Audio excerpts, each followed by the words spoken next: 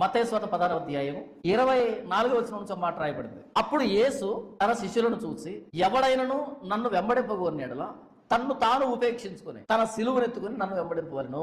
తన ప్రాణమును రక్షించుకునగోరువాడు దాన్ని పోగొట్టుకును, నా నిమిత్తం తన ప్రాణమును పోగొట్టుకున్నవాడు దాన్ని దక్కించుకును.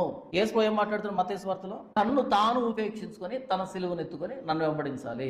లూకా సువార్త 9వ అధ్యాయం 23వ వచనంలో ఇలాగ రాయబడింది, మరియు ఆయన అందరితో ఇట్లా, నేను ఎవడైనను నన్ను వెంబడింపగోరిన యెడల తన్ను తాను ఉపేక్షించుకొని ప్రతిదినము తన సిలువనెత్తుకుని నన్ను వెంబడించాలి. ఇక్కడ లూకా గారు ఇంకా స్పెసిఫిక్ గా రాస్తున్నాడు, ప్రతిదినం, ఎవ్రీడే.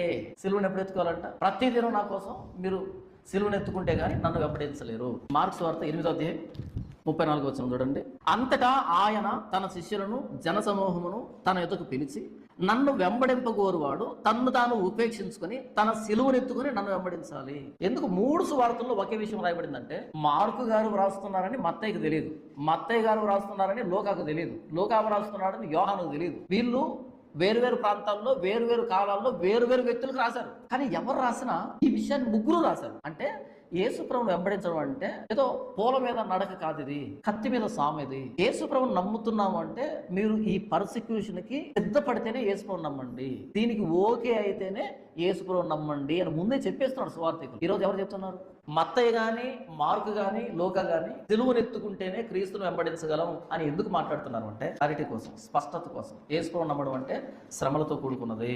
యోహాను సువార్త 15వ అధ్యాయము 18వ వచనం నుంచి, లోకము మిమ్మల్ని ద్వేషించిన ఎడల మీకంటే ముందుగా నన్ను ద్వేషించనని మీరు ఎరుగుదురు. మీరు లోక సంబంధులైన ఎడల లోకము తన వారిని స్నేహించును, అయితే మీరు లోక సంబంధులు కారు. నేను మిమ్మల్ని లోకములో ఉండి ఏర్పరచుకుంటుని, అందుచేతనే లోకం మిమ్మల్ని ద్వేషించుతున్నది. మీరు లోక సంబంధులు కాదు కాబట్టి మిమ్మల్ని ద్వేషిస్తారు, మీరు ద్వేషించబడతారు. యేసు ప్రభువుకి ద్వేషం తప్పలేదు, యేసు ప్రభువుకి హింస తప్పలేదు, మనకెందుకు తప్పుతుంది?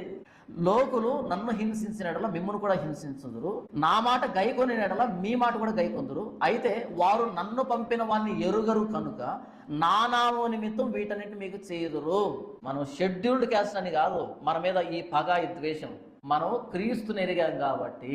ఇది జరుగుతున్నది ఫలాన్ని బట్టి కాదు, ఇది జరుగుతున్నది క్రీస్తుని బట్టి, నా నామాన్ని బట్టి ఇవన్నీ మీకు చేస్తారు. యేసుప్రభు వదిలిపెట్టి చూడండి, ఏ కష్టం ఏ నష్టం ఉండదు. యేసుప్రభును అంటి పెట్టుకుంటేనే ఇవన్నీ, యేసుప్రభు నుంచి ఎడబాపడానికి ఇవన్నీ, నా నామాన్ని బట్టి ఇవన్నీ మీకు చేస్తారు. ఇవి జరుగుతున్నదే నా నామాన్ని బట్టి, నన్ను బట్టి జరుగుతున్నాయి ఇవన్నీ. అసలు ఎందుకు వచ్చింది ఇలాంటి చట్టం?